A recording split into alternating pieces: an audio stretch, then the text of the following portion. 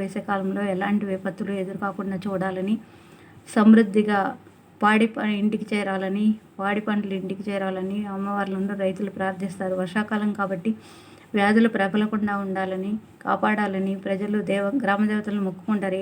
ఏటా ఆషాఢ మాసంలో గ్రామ దేవతలు తమ పుట్టిళ్లకు వస్తారని ప్రజల విశ్వాసం. వారిని ఆహ్వానించి నివేదనలు సమర్పించి కోరికలు కోరుకొని మొక్కులు చెల్లించుకునే సందర్భమే నెల రోజుల బోనాల పండుగ.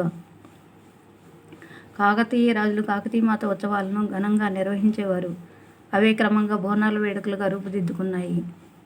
150 ఏళ్ల కిందట పేగు వ్యాధి హైదరాబాద్ నగరాన్ని కల్లోలపరిచినప్పుడు తమను ఆ మహమ్మారి బారి నుంచి కాపాడాలని వేడుకుంటూ ప్రజలు అమ్మవారికి బోనాలు సమర్పించారని తెలుస్తుంది.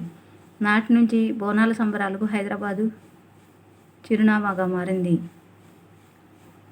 కుతుబ్షాహీ పాలకుడు తానీషాకు మంత్రులుగా ఉన్న అక్కన్న మాదలను గోల్కొండ కోటలో నిర్మించిన జగదాంబిక ఆలయంలో బోనాల ఉత్సవాలకు ప్రతి సంవత్సరం అంకురార్పణ చేయడం ఆనవాయితీ.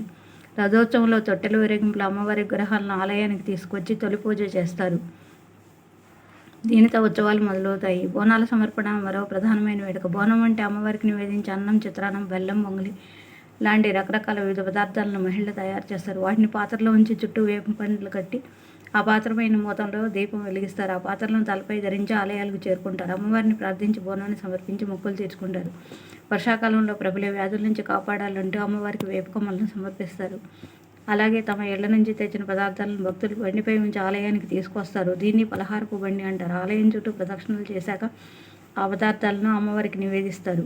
బోనాల ఉత్సవాల్లో మరో ఆకర్షణ పోతురాజును అమ్మవారి సోదరుడుగా భావిస్తారు. ఆలయ ఆవరణలో వీధుల్లో పోతురాజు వేషధారులు చేతిలో కొరడాతో వీరంగం వేస్తారు. బోనాల సమర్పణ పూర్తయిన మర్నాడు ఆలయం ఎదుట జరిగే రంగం సందర్భంగా అవివాహిత అయిన మహిళ పచ్చి కొండపై నిలబడి భవిష్యవాణి వినిపిస్తారు. రాబోయే రోజుల్లో సంభవించే పరిణామాలను అమ్మవారి ఆ మహిళ ద్వారా ప్రకటిస్తారని భక్తులు నమ్ముతారు. రంగం ముగిసిన తర్వాత బలిహరణం పేరిట అమ్మవారికి నివేదన ఉంటుంది. అనంతరం కలశాలను, అమ్మవారి చిత్రపటాలను అంబారీపై ఊరేగించి ఘటాల నిమజ్జనతో అమ్మవారికి వీడ్కోలు చెప్పడంతో ఉత్సవాలు పూర్తవుతాయి.